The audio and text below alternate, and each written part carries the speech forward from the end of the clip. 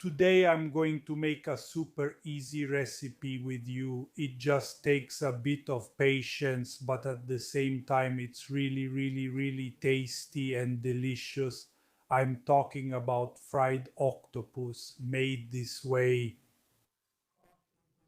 It comes out soft and tender on the inside and super crispy, and I repeat, delicious on the outside to serve as an appetizer, as a snack, or as a main course. Make this delicious dish with me. Let's get started. But before we start, let's take a look at the ingredients. 1 kilogram of octopus.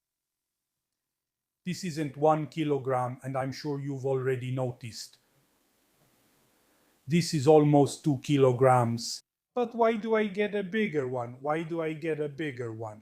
Because after cooking, obviously, the tentacles will be much smaller. Because when cooking, the octopus shrinks, and not just a little. So since I like nice big pieces, I prefer nice big pieces.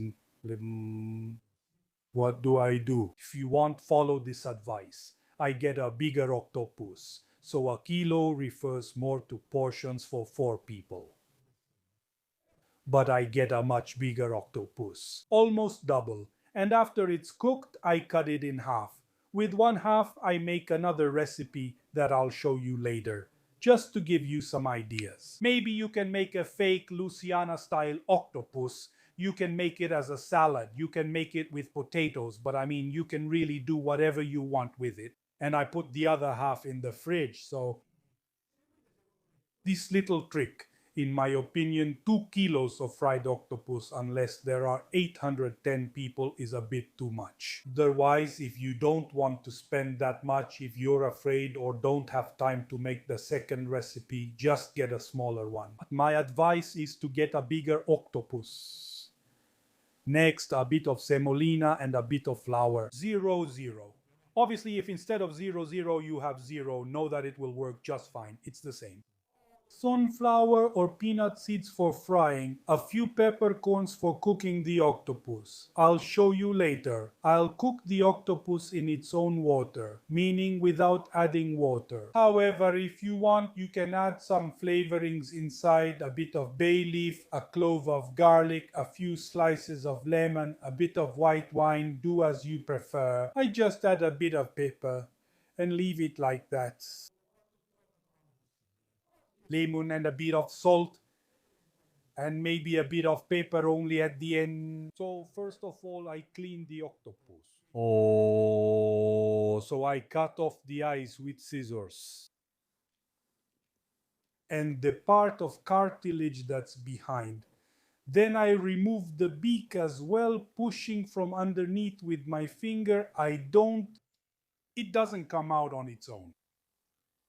By the way, let me remind you that my 2 cookbooks are available only on Amazon worldwide. Search for Carlo Gaiano and you'll receive them in at most 2 days. After that, I turn the head and empty it, cleaning it well.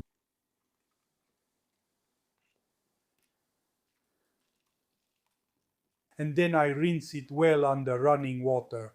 Perfect. Then I put a little bit of oil in a pan. This is optional. I put the octopus in.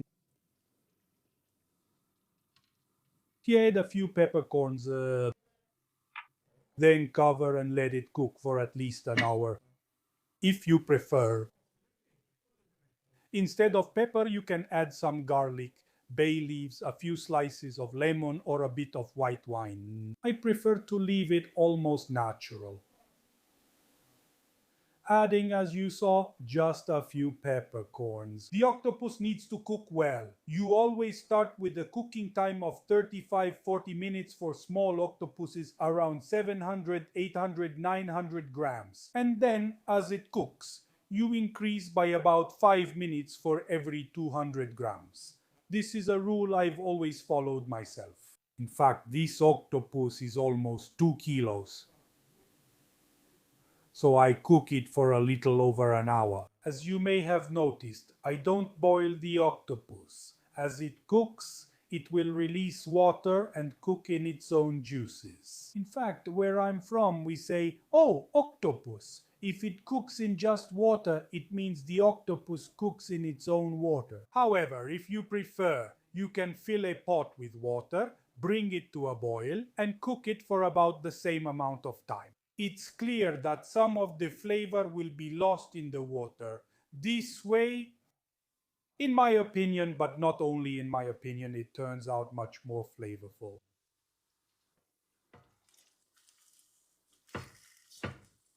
I mentioned the cooking time earlier, but to see if the octopus is actually cooked well, there's only one way. Try piercing the thickest part with the tip of a knife or the tines of a fork. And if it goes in easily without too much resistance, it means the octopus is cooked. Good. Okay, the octopus is cooked. Now I'll turn off the heat and let it cool for about half an hour in its own water. The octopus has cooled down. I'll put it on a cutting board and remove the head. I'll cut it in half, and then if it's too big, I'll remove the suckers. No, some people don't like them, so I remove them. Then I separate the tentacles. I cut them into small pieces. Seeing the size, choose it according to your taste, of course. After that, I put the all-purpose flour and semolina on a plate, mix them well. Then I coat the pieces in the flour and semolina mix. If you want, you can put everything in a bag so you don't dirty the plate. Then I remove the excess flour.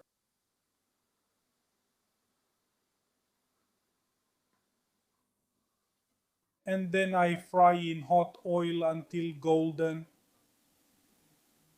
Not too many pieces at a time to get a better fry. I remind you that if you put too many pieces at once, the oil cools down and the octopus absorbs oil. Okay, another 30 seconds and we take them out. Perfect. Once they're nice and golden, I take them out and put them on paper towels.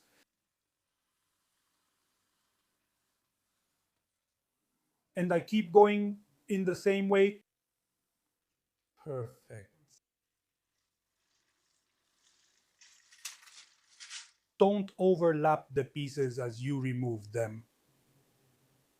Please look at this show only at the end. A bit of salt if you want, a bit of pepper too. Listen to this.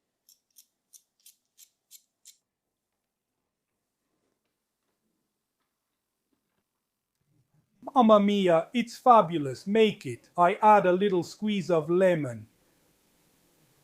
Just 3 drops on a piece this big.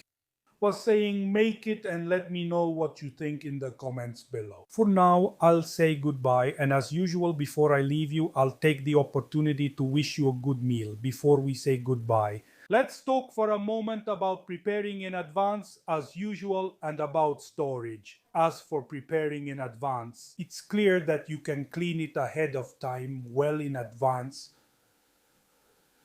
You can cook the octopus, you can cut it into pieces, but I would coat it in flour and semolina right before eating.